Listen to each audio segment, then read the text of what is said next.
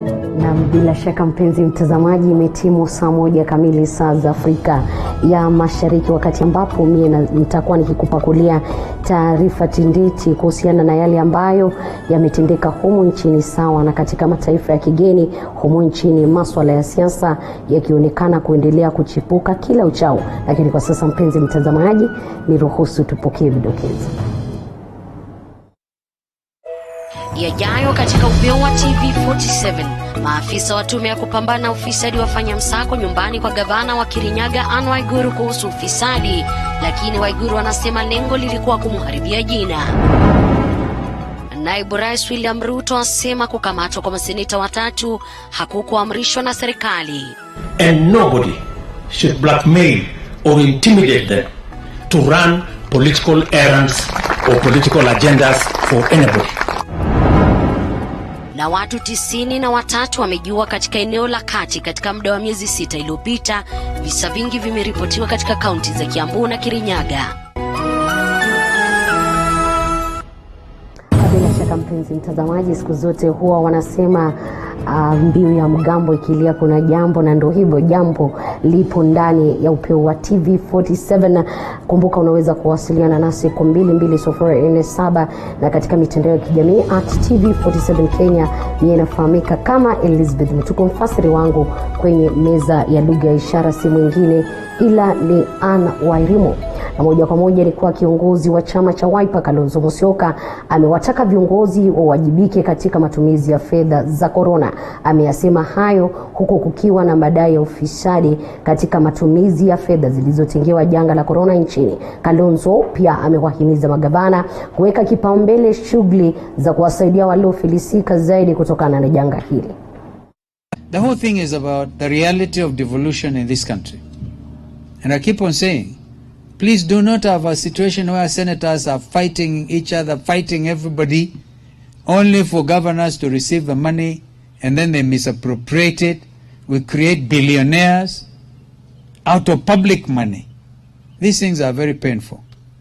Because I think that county government could also be doing a lot to assist in this effort. Just apart from making sure that they have the 300 beds, for those who are very sick or eventually whatever, but they should also be looking at what the people are doing and assisting them the best way they can.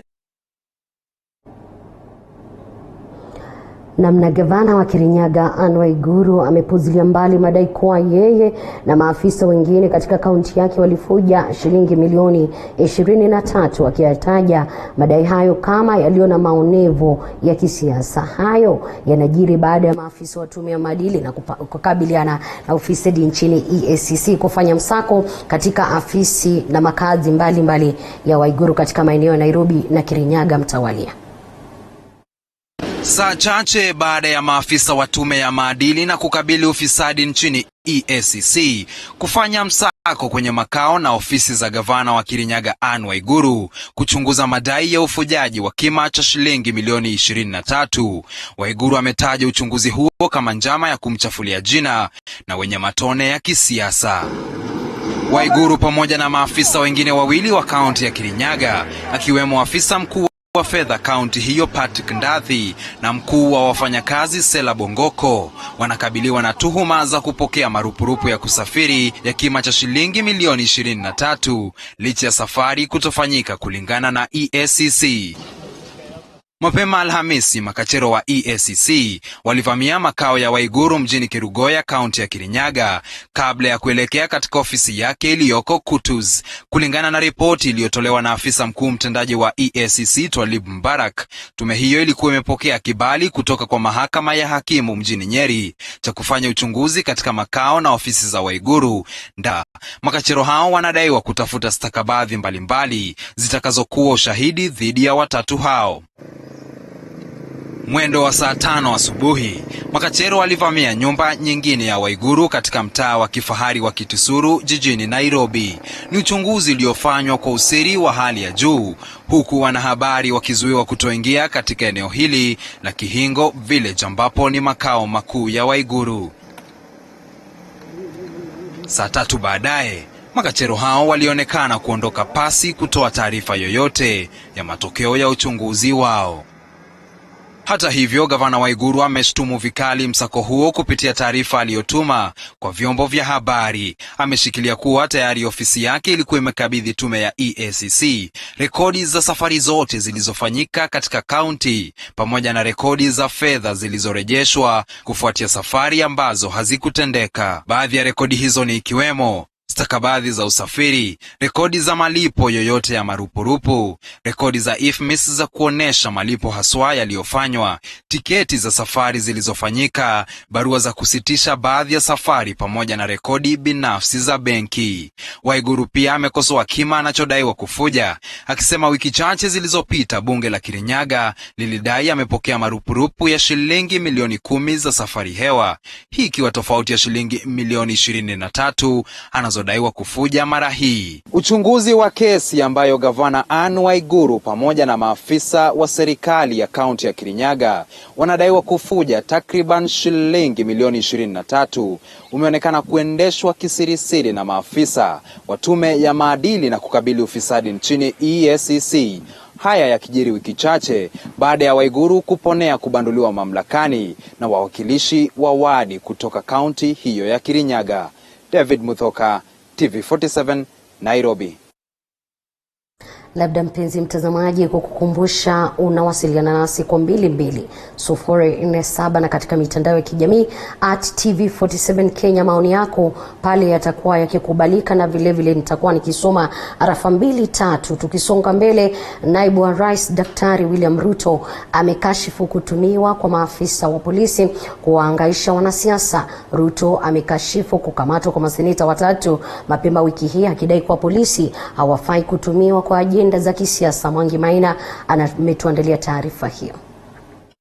Kwa mara nyingine, naibu wa rais William Ruto amekashifu kukamatwa kwa maseneta 3 mapema wiki hii, naibu rais akisisitiza kuwa polisi hawafai kutumiwa kuafikia ajenda za wanasiasa.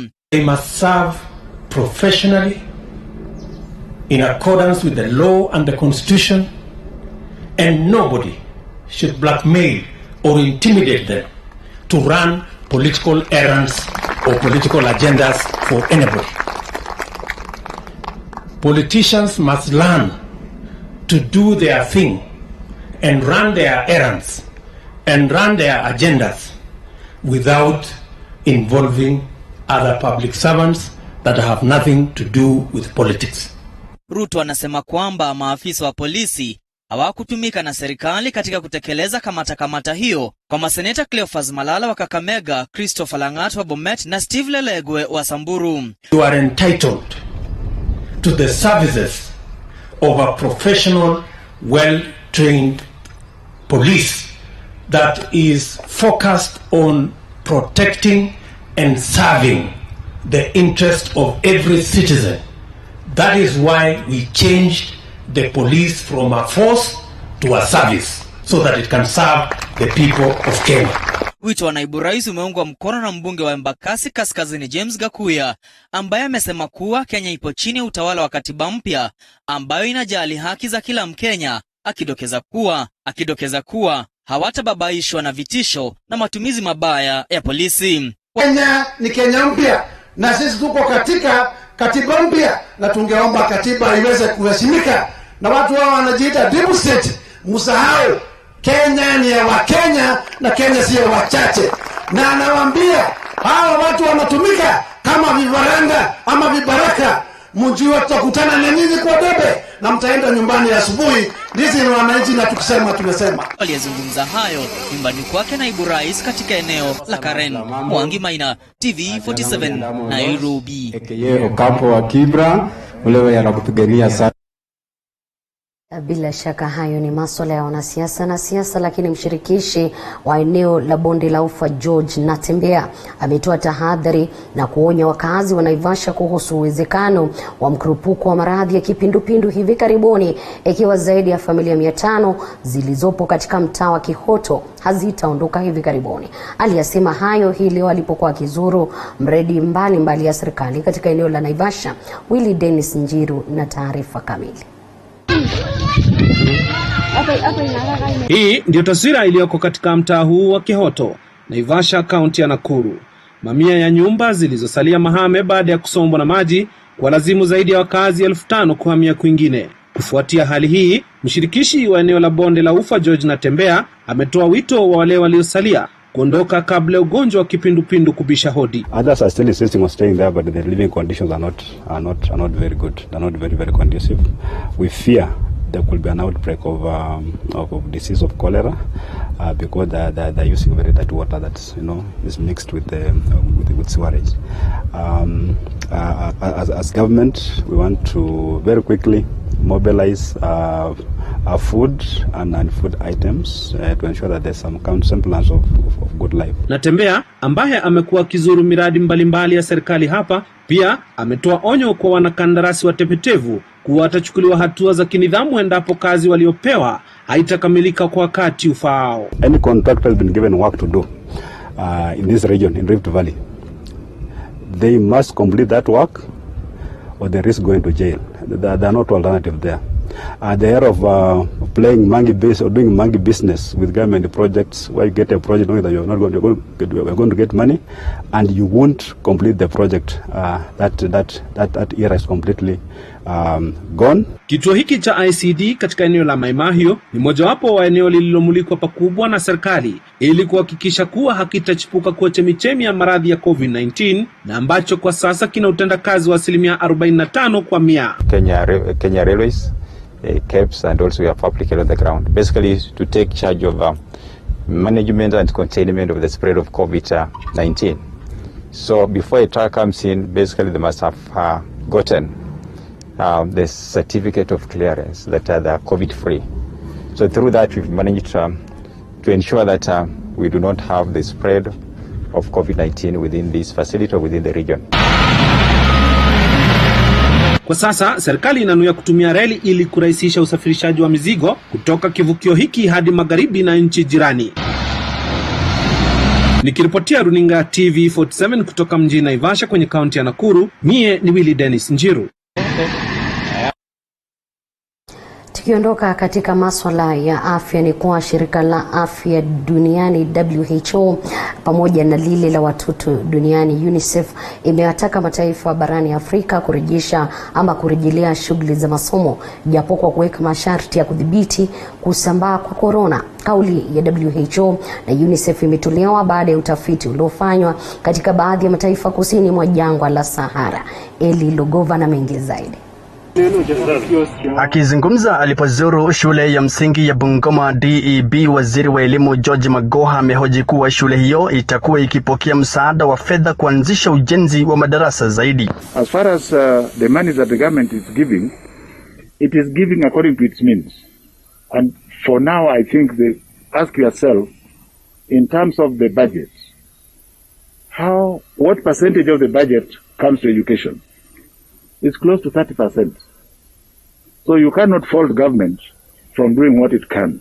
It is doing exactly what it can and even more. Akiwa Kakamega, waziri huyo amesema chuo kikuu cha Masinde Muliro kitasalia na mtihani wa kupata naibu chancellor wa kudumu kwa muda hadi pale kesi zinazozingira utata wa uteuzi wa naibu chancellor zitakapoondolewa mahakamani.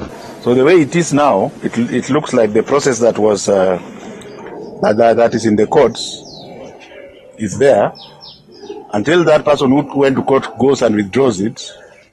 It's like this excellent university will continue to wallow under acting leadership. The truth is that for now, even when you go to January, not all students will be here at the same time. We are encouraging that those who do humanities, humanities? These are students who go to class and get lectures. We may not have them physically here. We'll get them through them online for the time being until we are sure the curve is really down. So I'm bring them up. Kutoka kaunti ya Bungoma nikiarifia TV47, mie ni Mike Kaguongo. Ndio hivyo mpenzi mtazamaji, kulingana na kopo langu la saa hili kubwa nikiliangalia vizuri ni kwamba zimekatika dakika 17 baada ya saa 1, ikiwa ni wakati wangu kuchukua mapumziko kidogo, lakini siwezi kukosa kusoma arafa zako. Ambaye ni Nasi Miremba ananiambia kama wezi wa bodaboda na kuku wanachomwa. Mbona mmeiba mabilioni? Ama wale ambao wameiba mabilioni wasichomwe? Mwenye riwaya anasema gavana wa Kirinyaga awekwe ndani kabisa. Sio maoni yangu, siku zote huwa nasema ni maoni yako na ambayo yanakubalika. Mwasa anasema nikiwa doa napenda zaidi taarifa zenu. Kwa sasa niruhusu nipokee kikombe cha maji, lakini usicheze mbali, manake taarifa zaidi zipo ndani ya upeo wa TV47.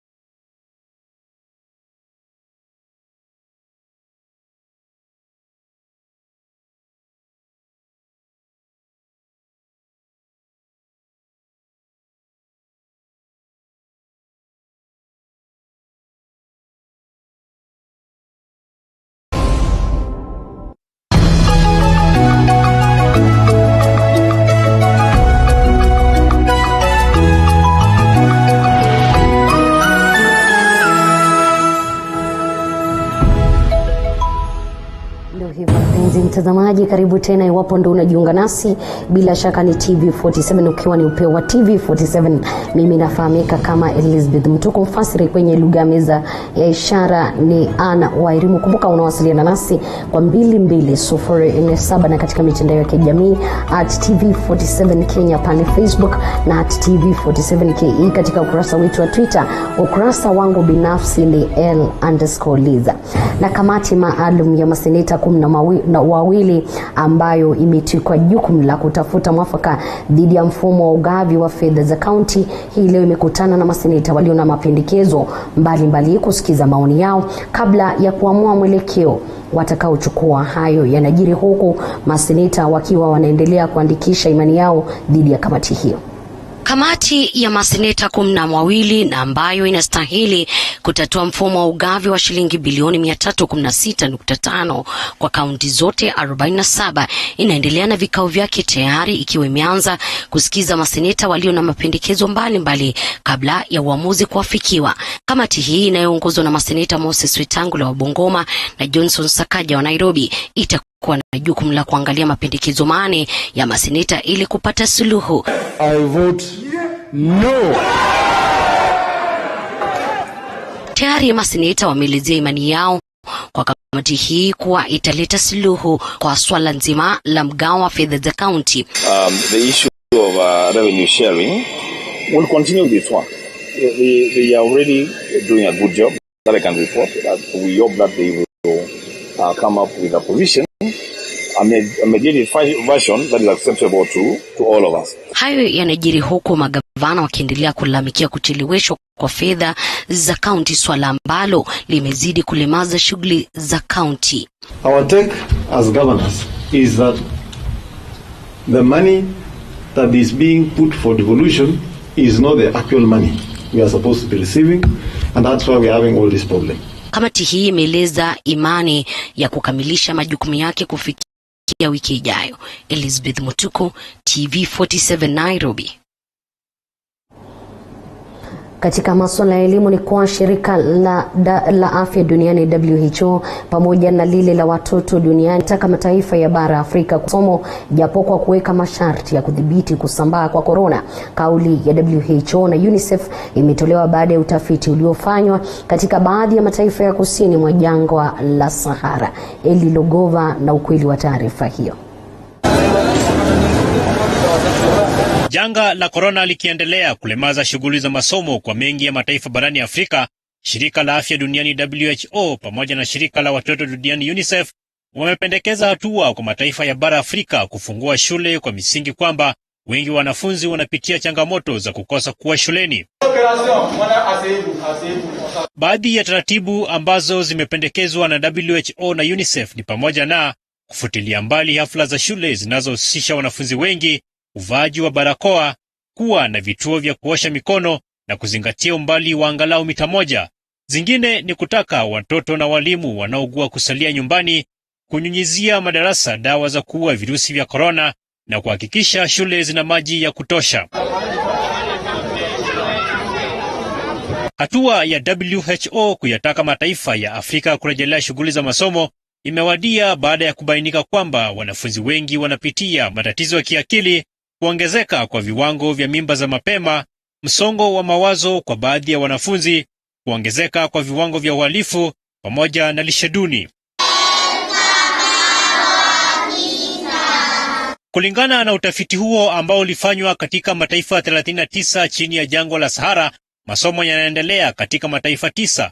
Masomo katika mataifa 14 yamesitishwa huku mataifa 19 yakiendelea na masomo kupitia mitandao.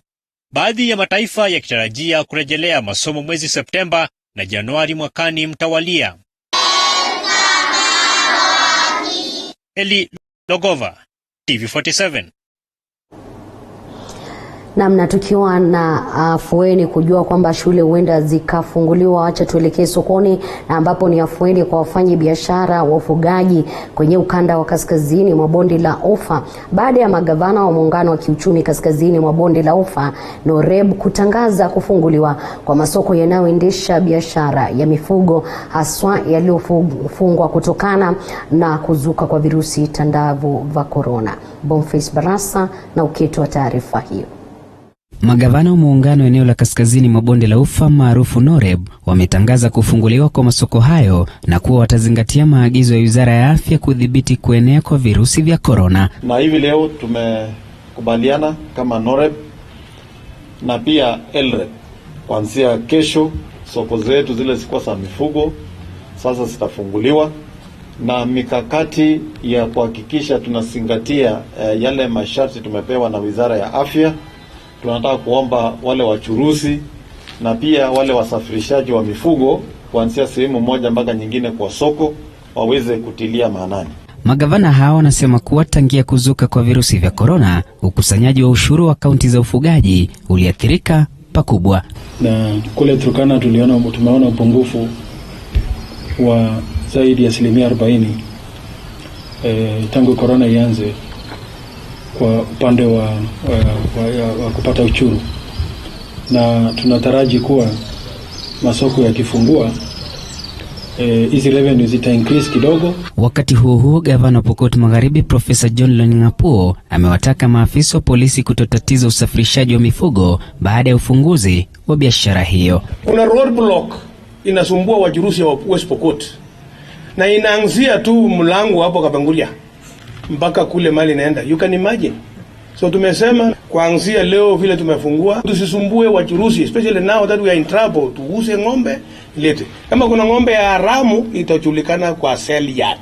Kwa upande wake mwenyeji wa mkao huo ambaye ni gavana wa Trans Nzoia Patrick Khaemba amesisitiza haja kutekelezwa kwa ripoti ya jopo kazi lililojukumiwa kushughulikia matatizo ya wakulima wa mahindi. Hiyo ripoti iangaliwe na cabinet.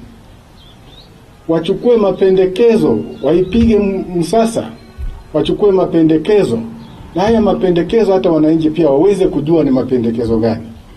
Tuwe na reform program katika sekta ya mahindi.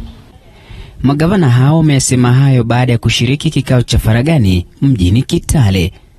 Boniface Barasa, TV47, kaunti ya Trans Nzoia.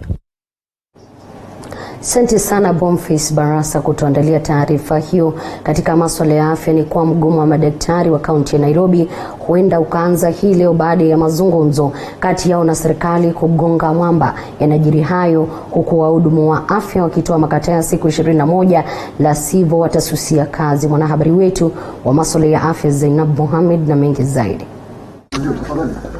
Mzozo unaendelea kutokota katika sekta ya afya, huku wahudumu wa afya kutoka vitengo mbalimbali wakitishia mgomo iwapo suluhu mwafaka halitaafikiwa kuhusiana na hali yao ya kazi wakati huu wa janga la corona. Katika kaunti ya Nairobi, mgomo wa madaktari unatarajiwa kuanza rasmi saa 6 usiku hii leo baada ya mazungumzo kati yao na serikali kugonga mwamba.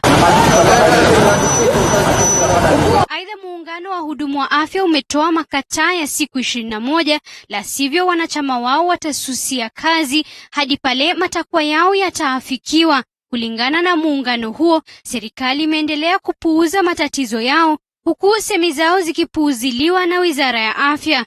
All the aggrieved healthcare workers shall go ahead on strike without further notice beginning on the morning of 10th September 2020. Serikali ilipe wahudumu wa afya. Hivi leo tunasikitika kwamba kaunti kadha Kenya hii hasijalipa wahudumu wa afya. Kaunti moja ikiwa kama Vihiga ambayo haijalipa wahudumu wa afya zaidi ya miezi 10. Tukasema hatutaki ajira ya kandarasi ambayo bado hii haijabadilishwa. Tukasema tunahitaji bima kwa wahudumu wa afya, bado hajapewa hizo vitu. Tukasema tunahitaji kupandishwa ngazi kwa wahudumu wa afya ama promotion kwenye kizungu, bado hayo maneno hayajazingatiwa. Hayo yanajiri huku idadi ya wahudumu wa afya waliopata maambukizi ya corona ikifikia 850, huku wengine 16 wakiripotiwa kufariki kutokana na makali ya virusi hivyo. Visa vya COVID-19 nchini vimefikia visa 31,441 baada ya watu 426 kuripotiwa kuwa na virusi hivyo. 257 patients that have recovered from the disease, with 195 from the home-based care program, whereas 62 have been discharged from various hospitals. And therefore our total number of recoveries stands at 17,869. And we continue to thank all the frontline healthcare workers for the good job that they're doing. On a sad note, today we've lost 10 patients to the disease, bringing our fatality to 516. Zainab Mohamed, TV47.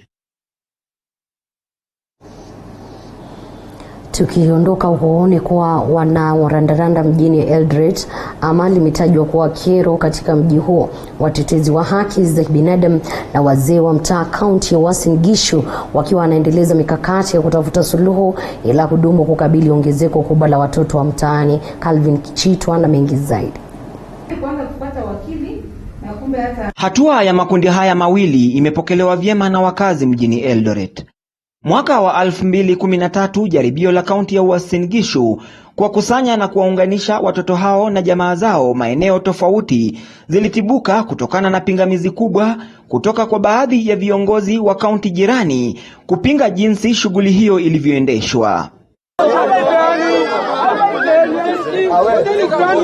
Wazee waliohudhuria mkutano kuhamasishwa kuhusu masuala ya sheria na haki za kibinadamu ulioandaliwa na shirika la Center for Human Rights and Mediation wanasema idadi hiyo imezua hofu.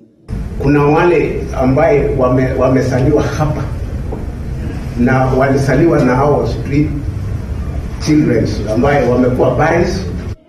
Wanasema wengi wa watoto hao ni wale ambao walirejea mjini Eldoret baada ya kuunganishwa na jamaa zao hapo awali. Kuna some of us parents tuna encourage watoto wetu waende kutafuta. Akitafuta ile ya kuchanga jioni atakuja na 100, 200 ama whatever. Mojawapo ya mbinu za kuhakikisha watoto hao wanasalia nyumbani ni wazazi wao kutafutiwa njia za kujikimu kuwaondoa katika lindi la umaskini. Hii gulu kwanza itolewe. Jambo la pili, murekebishe ile sheria. Ile sheria ya kusema children's right. Kwa sababu saa hii siwezi kuza mtoto wa mtu, nikikuza mtoto wa mtu nikotini. Hata wangu, hata my child, nikikuza yeye napelekwa kotini. So hawaoni kama hata akipelekwa kwa shule ama akipelekwa kwa hata homes, wengine wanatoroka huko na analishwa, anapatiwa kila kitu. Akizindua mpango wa kazi mtaani, kamishna wa Uasin Gishu anayeondoka Abdulrazak Jaldesa alisema wamejumuisha familia 80 kwenye mpango huo. Katika hii mradi ya kazi mtaani tuliweka 80 families kutoka street families. Ofisi yangu kila wakati imejali hawa watu ambao wanaitwa street families. Tumekuwa na shida kubwa sana kwa sababu Eldoret attracts a lot of these families. Mshirikishi wa mipango katika shirika la Center for Human Rights and Mediation Salome Koech anasema wanatekeleza mpango wa kuhakikisha kwamba wazee hao wanatekeleza majukumu yao kulingana na sheria. So hizi small claim courts walisema each sub county itakuwa 9. Calvin Chitwa, TV47, kaunti ya Uasin Gishu. Ndio hivyo mpenzi mtazamaji, umewadia wakati wangu tena kuchukua mapumziko mengine kidogo, na Francis Mugo anasema ufisadi usiku na mchana. Jamani, tutaisha. Naamini kwamba litakuwepo suluhu. Rafael Mwendo anasema tuko pamoja sawa, na Albert Masai anasema ninafurahia zaidi taarifa zenu. Hilash Kipto alikuwa ameambiwa na mwenzake kwamba tunakwenda mapumziko, na ndio hivyo, usicheze mbali manake bado michezo ni taarifa zaidi.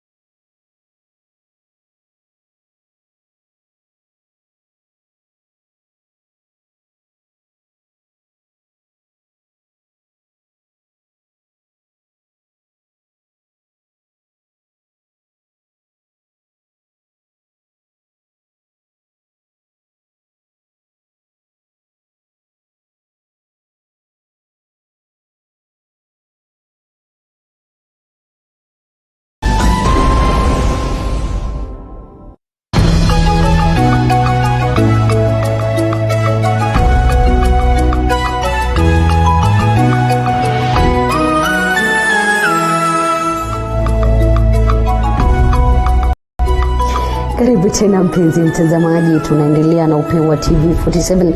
Bila shaka mimi ni Elizabeth Mtuku, mfasiri wangu wa lugha ishara ni Ann Wairimu. Tukisonga mbele ni kwa baraza la magavana limehimiza Wizara ya Afya kuharakisha mchakato wa upimaji wa COVID-19 baada ya kucheleweshwa kwa matokeo ya mfanyikazi mmoja wa baraza hilo. Wizara ya Afya hata hivyo imejitetea kutokana na kucheleweshwa kwa matokeo hayo, kama anavyotuarifu mwanahabari wetu Mohamed Ali. Baraza la magavana limetoa hofu ya kucheleweshwa kwa matokeo ya COVID-19 baada ya mmoja wa wafanyikazi wao kupokea matokeo yake wiki moja baadaye. Katika taarifa iliyotolewa na baraza hilo, matokeo yalipokelewa wiki moja baadaye, kinyume na saa 24 iliyotarajiwa. Wizara ya Afya hata hivyo inasema kuwa hali hii ni kwa sababu ya sampuli ambazo haziruhusu kipimo kimoja kufanywa wakati mmoja. Yes, there are delays when it comes to, sharing some of the COVID-19 results. These delays have been occasioned both in public and private testing facilities. There are challenges when it comes to ensuring, like we've previously said, that running a test, if I took samples from you here standing in front of us today, I may not actually be able to do a complete run because I need 94 samples to be able to do a successful run. So what this means is that every time we're doing sample collection, we have to have a very efficient and agile logistics system where we are batching samples to be able to get the requisite 94 samples to then enable the machine to do the run. Katibu mratibu katika Wizara ya Afya Daktari Masi Mwangangi alisema wizara inafanya juhudi kuhakikisha kuwa matokeo yanapewa mapema iwezekanavyo. And because of challenges in ensuring that we are doing that, there are teams working to facilitate that, to expedite that. Training is done in a manner where in a day we are actually able to run the samples that we collect. Baraza la magavana kwa upande mwingine limesema ucheleweshaji huo una hatari kubwa kwa jamii na hivyo kuitaka Wizara ya Afya kuharakisha mchakato wa upimaji. Mohamed Ali, TV47. Kwingineko ni kwa ujenzi wa nyumba nchini, ama serikali ya Uingereza imeahidi kuendeleza kushirikiana na Kenya katika kufanikisha ujenzi wa nyumba za bei rahisi nchini. Balozi wa Uingereza amezungumza haya wakati wa kuzindua ujenzi wa nyumba hizo, kama anavyotuarifu Weru Mwangi. Akizungumza alipofungua mradi wa ujenzi wa nyumba wa Tatu City, balozi wa Uingereza Jean Marriott amesifia makubaliano yaliyotiwa saini kati ya Rais Uhuru Kenyatta na Waziri Mkuu wa Uingereza Boris Johnson.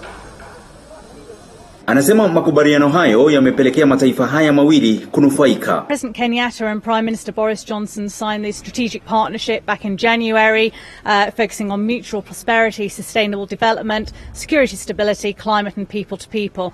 And projects like this tick so many of those boxes. It's sustainable, it's about mutual prosperity, and it's people to people. Mradi huu utakaogharimu shilingi bilioni 4.5 unanuia kujenga nyumba 1100 ifikapo mwaka wa 2022. This is the first phase of the project, which is 400 units, and then across the road there'll be another about 700 units.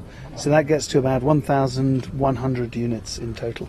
So it'll be a small town in itself, just the Unity West and the Unity East. Mradi huu umefikia 60% kufikia sasa na unatarajiwa kukamilika mwaka ujao. Awamu ya kwanza inatarajiwa kuwa na nyumba 400 huku awamu ya pili ikiwa na nyumba 700. This housing development should be complete by the end of next year. It's now 60% sold. We're selling houses from between about $45,000 going up to about $60,000. Ujenzi huu unatarajiwa kufanikisha umiliki wa nyumba za bei nafuu nchini. Nikiripotia runinga ya TV47 kutoka mji wa Tatu City, eneo bunge la Ruiru, jina langu ni Weru Mwangi.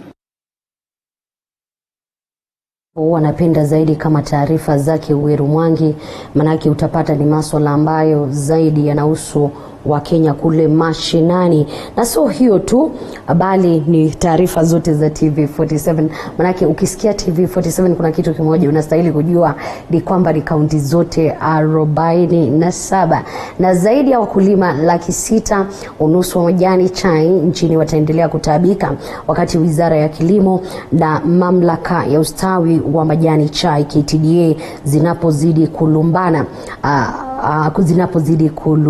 kuhusiana na hatma ambayo imependekezwa kuhusiana na sheria mpya ambazo zinastahili kuwalinda wakulima wa majani chai. Majibizano makali yakiwa yameshuhudiwa katika vikao vya kamati ya bunge kuhusu utekelezwaji wa sheria za bunge. Ni miezi 7 tangu Rais Uhuru Kenyatta alipoagiza mabadiliko katika sekta ya kilimo cha majani chai nchini. Waziri wa Kilimo Peter Munya sasa anasema ameshindwa kuwafikia hilo kutokana na pingamizi kutoka kwa matapeli walioteka nyara mamlaka ya KTDA. Munya akifika mbele ya kamati bunge ya utekelezwaji wa sheria za bunge baada ya wakuu wa KTDA kuwataka wabunge hao kutupilia mbali sheria hizo, amesema anachotaka ni mkulima kupata haki yake, kwani kwa miaka mingi KTDA imewatesa kupita kiasi. Chairman, something I didn't ask and I would want really you would ask them. They are an auction manager. They run an auction. Why are they against the thing being sold in the auction? If you have opened a shop, you run a shop, you want many customers. Something wrong with you. Mawakili wa KTDA wakiongozwa na Ben Milimo wanadai Munya alibuni sheria hizo bila kuwashirikisha, hali iliyowalazimu kwenda mahakamani na kupata kibali kuzuia utekelezwaji wake. The team who have gone to court, from what I've heard here and the document I've seen, they're looking for equitable remedy. Now, if they have been breaching, if they have been disobeying court orders, then he who goes to equity must go with clean hands. They cannot now go to court, and you need really to disclose to the court those court orders that have been breached, as you have said here, Waziri. There was an issue on power generation. And I remember, Lakini Munya akiungwa mkono na wabunge anasema KTDA imekuwa ikiendeshwa kama mali ya kibinafsi na wakati umefika hulka hiyo kufika mwisho. This morning that KTDA came with very many lawyers, and I think some of these things is that since they are an agent of the farmers, I expect that they should have been paying the lawyers from their agency fees, not looking at the farmers again. So what we will be suggesting and we'll be looking at is that money needs to be audited, and they should pay back farmers all the money that they've been paying lawyers, and it should be backdated if possible. Miongoni mwa sheria za Munya zinazoleta utata ni kupunguzwa kwa ada inayotozwa wakulima, kugharamia shughuli za KTDA kutoka 2.5% hadi 1.5%. Wakurugenzi wa KTDA kuchaguliwa kwa mihula miwili ya miaka 3 kinyume na sasa, ambapo hakuna sheria ya kudhibiti muda wa kuhudumu, na wakulima wote kupiga kura kinyume na sasa, ambapo wakulima wadogo hufungiwa nje. Mumbichege, TV47.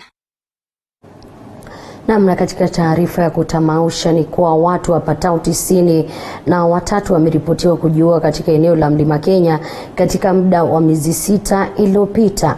Kati yao ni wanaume 83 kaunti za Kiambu na Kirinyaga zikiwa zinaongoza katika orodha hiyo, kama anavyotuarifu mwanahabari wetu Lauren Nanok. Visa vya waliojitia kitanzi eneo la kati kwa muda wa miezi 6 iliyopita vimefikia watu 93, 84 kati yao wakiwa wanaume na wanawake 9. Kaunti ya Kiambu na Kirinyaga zinaongoza kwa visa 25 katika kila kaunti, zikifuatiwa na Nyeri visa 17, Murang'a visa 16 na Nyandarua visa 9. Vingi vya visa hivi vimesababishwa na masuala ya urithi pamoja na mimba za mapema. Those are the reported ones.